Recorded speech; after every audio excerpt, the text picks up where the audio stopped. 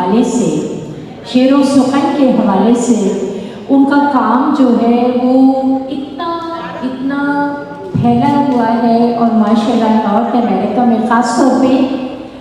California Los Angeles میں انہوں نے اپنی اردو رائٹر سوسائٹی کے حوالے سے جو کام کیا ہے اردو کی پروموشن کے لیے،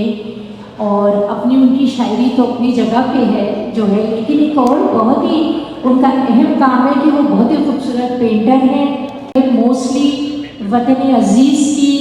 ارد گرد گھومتی ہیں، اس کے رنگوں کو وہ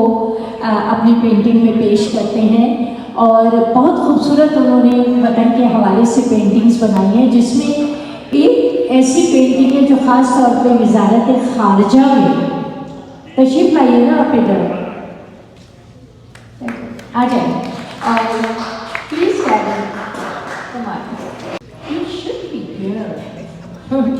تو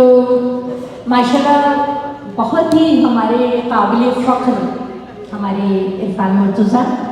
کہ ان کی جو پینٹنگ ہے اس کو مونومنٹ کی جو انہوں نے بنائی ہے وزارت خارجہ میں حکومت کی طرف سے وہاں پہ خاص طور پہ لگائی گئی ہے، اور میری خوش قسمتی ہے کہ میں نے بھی وہ تقریب اٹینڈ کی، تو تمام تر ان کی اچھی کارکردگی کی بنا پہ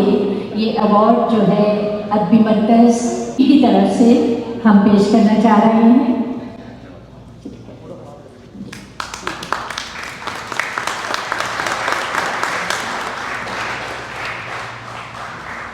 میرا خیال ہے کہ آپ لوگ پہلے شاعری سن لیتے پھر ایوارڈ دیتے، کہیں یہ نہ ہو کہ ایوارڈ واپس لے لیں، تو نہیں، بہت بہت شکریہ آپ سب لوگوں کا، ادبی مرکز کا خصوصی شکریہ، مولانا بہت بہت شکریہ آپ کی محبتوں کا، اور میں آپ سب لوگوں کا بہت شکریہ کروں، یقین جانے کہ ہیوسٹن آ کے اہل سے زیادہ اچھا لگتا ہے مجھے، اتنی محبتیں ملتی ہیں مجھے یہاں سے کہ ہر بار بہت بہت اچھا لگتا ہے مجھے، تو بہت بہت شکریہ۔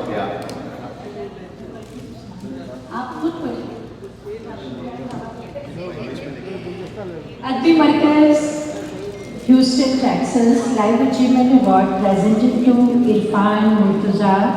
poet, writer and painter, for his excellent work promoting the Urdu language in North America. تو ادبی مرکز ہیوسٹن اگست 16 2024، اور یہ میں دل سے کہہ رہی ہوں کہ یہ ٹرولی ڈیزرو کرتے ہیں عرفان، اور دوسری بات یہ ہے کہ انشاءاللہ اس دعا کے ساتھ کہ ایسے بہت سارے ایوارڈز ان کو ملتے رہیں۔